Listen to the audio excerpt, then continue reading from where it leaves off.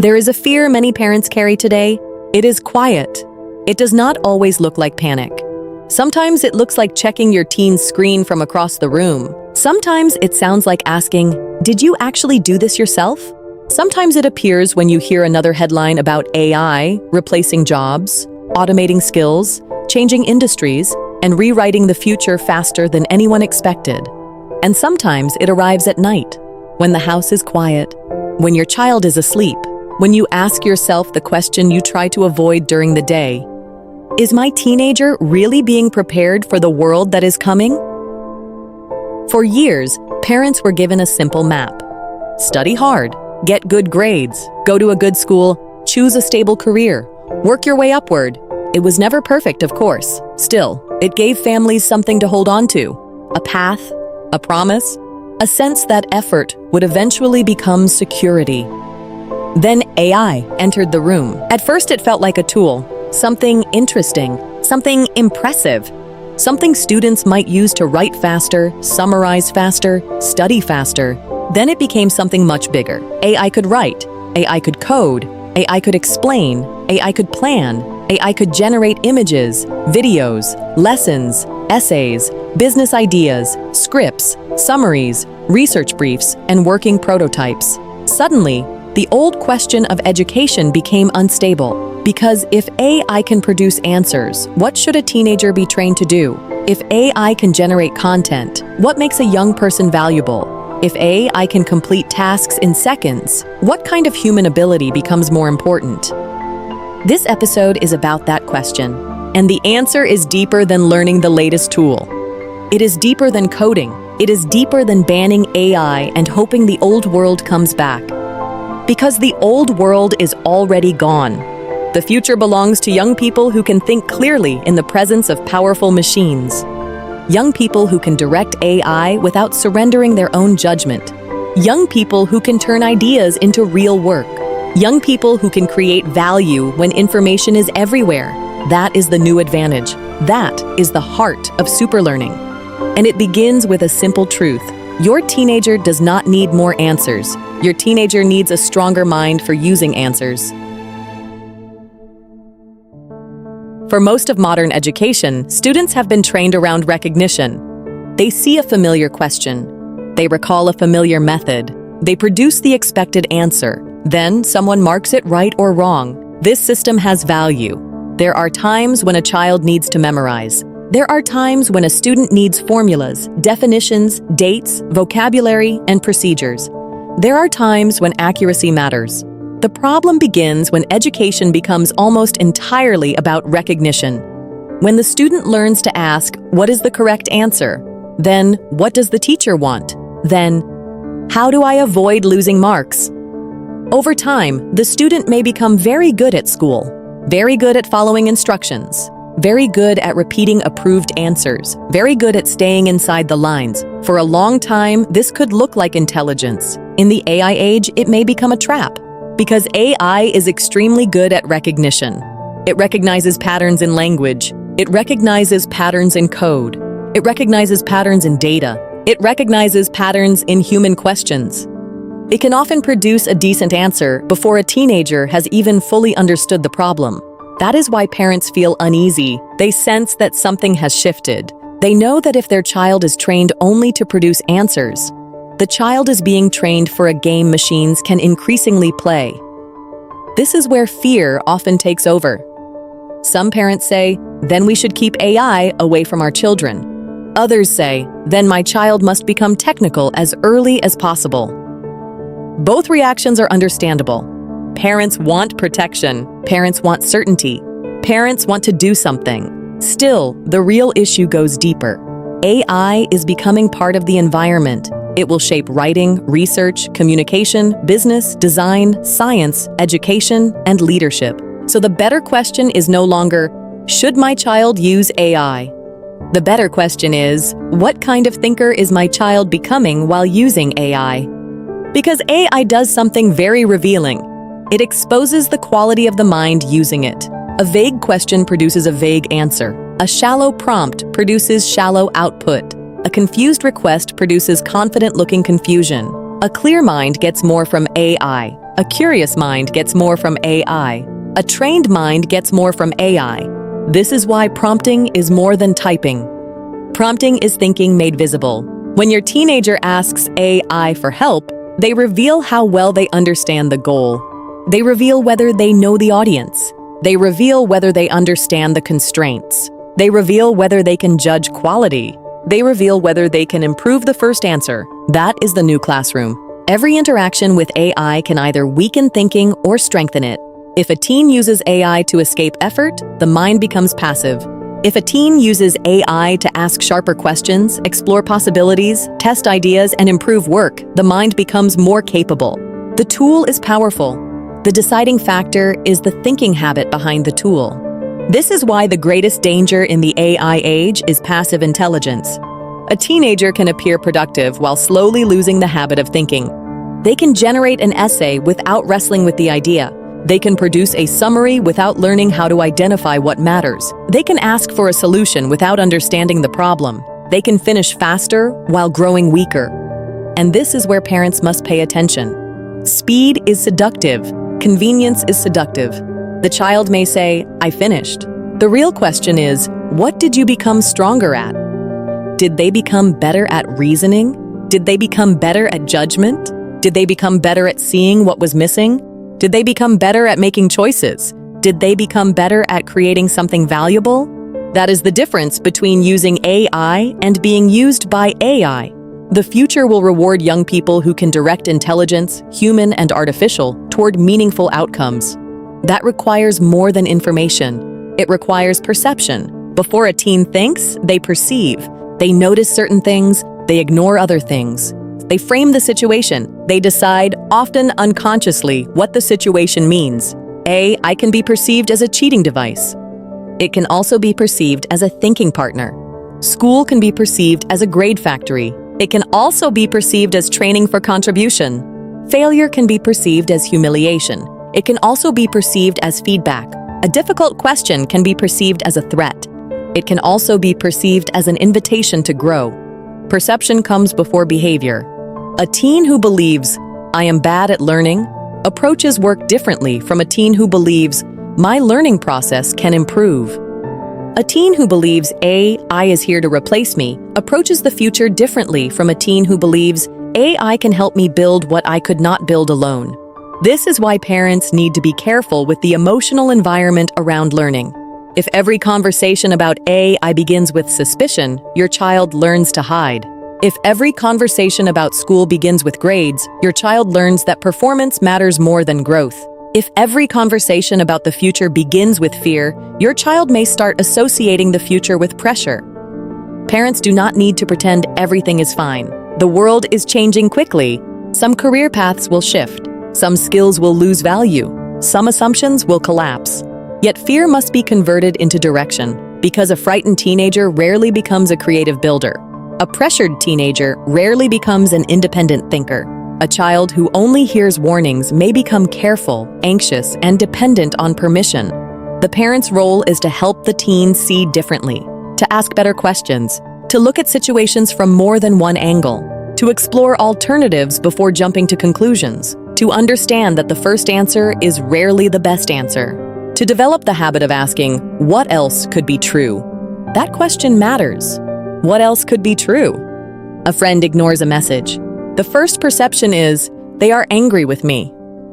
What else could be true? They may be busy. They may be distracted. They may be dealing with something private. They may have forgotten. A teen gets a weak result. The first perception is, I am just bad at this. What else could be true? The method may be wrong. The practice may be too shallow. The feedback may have been misunderstood. The student may need a different way into the topic. AI gives a strong-sounding answer. The first perception is, this must be correct. What else could be true? It may be incomplete. It may be biased. It may miss context. It may sound polished while hiding weak reasoning.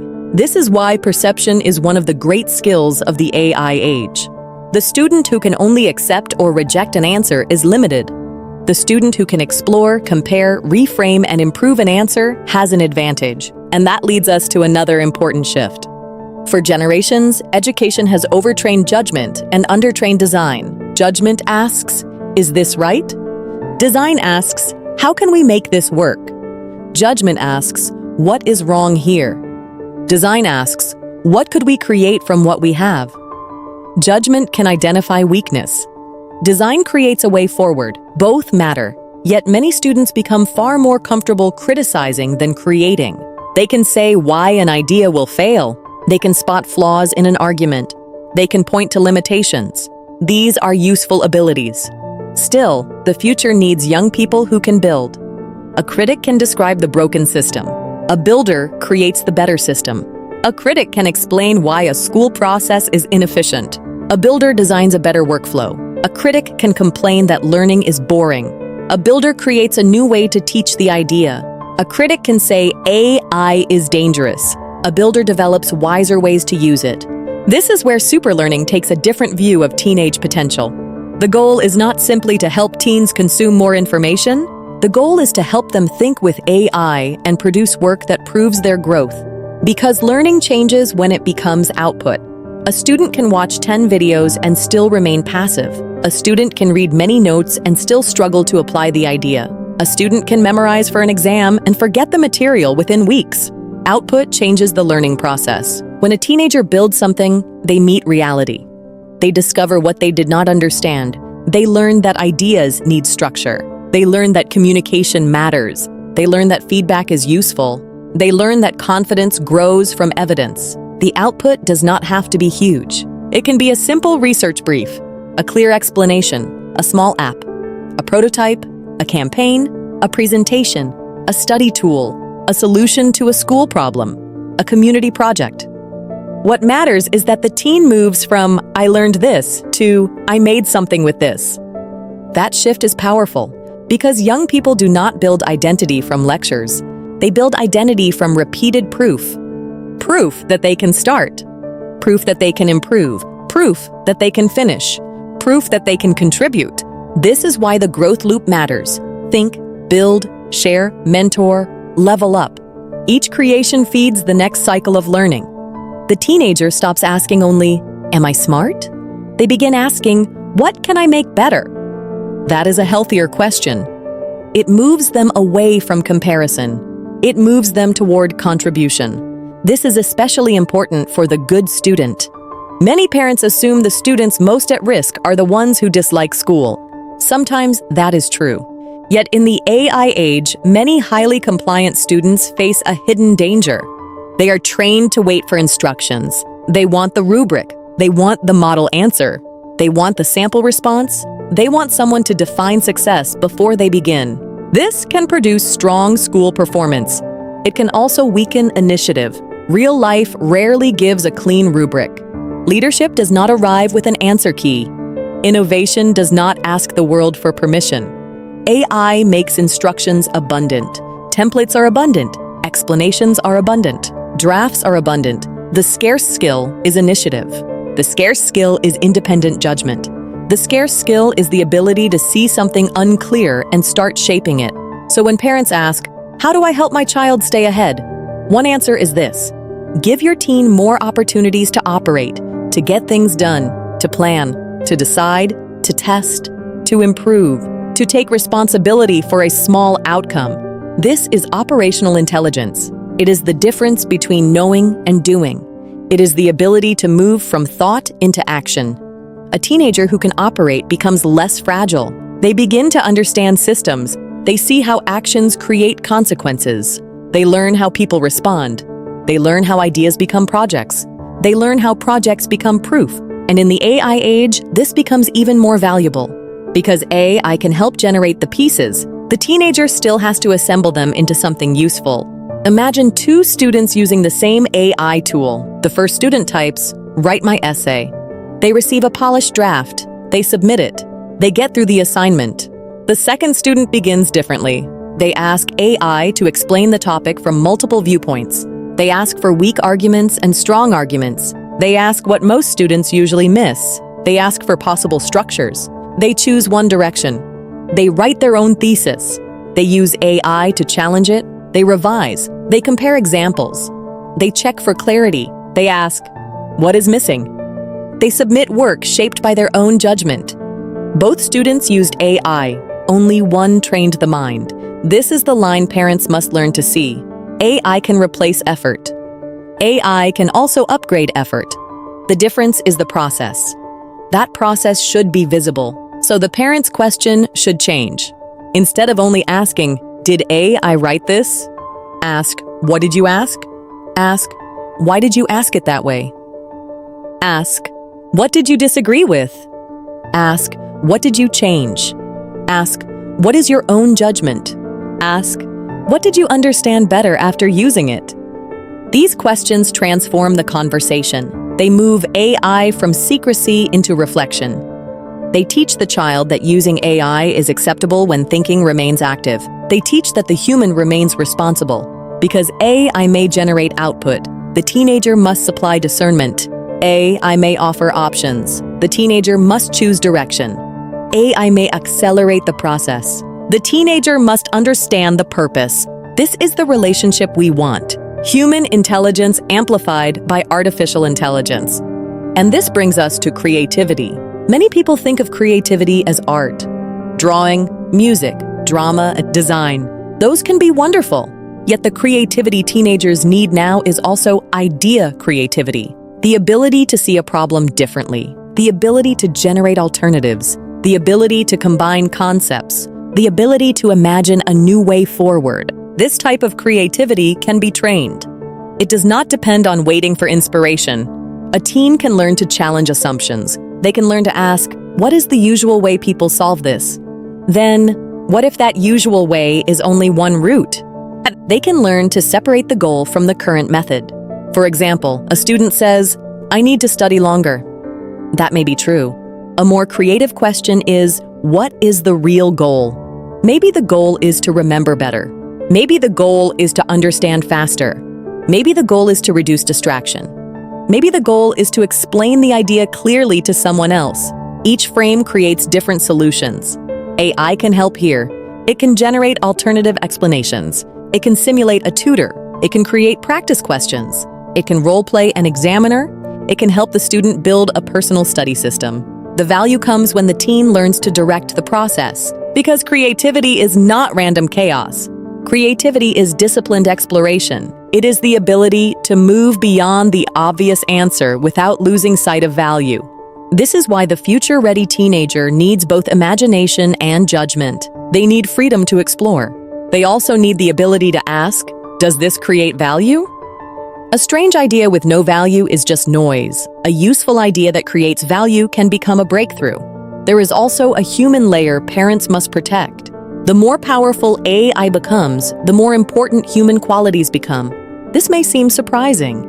Many people assume that if machines become more capable, humans become less important. Look closer. When everyone has access to powerful AI, the advantage shifts to the human who can guide it well. The teen who understands people. The teen who communicates with clarity.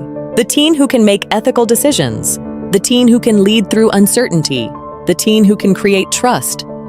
AI can produce words. Trust still depends on human behavior. AI can create images.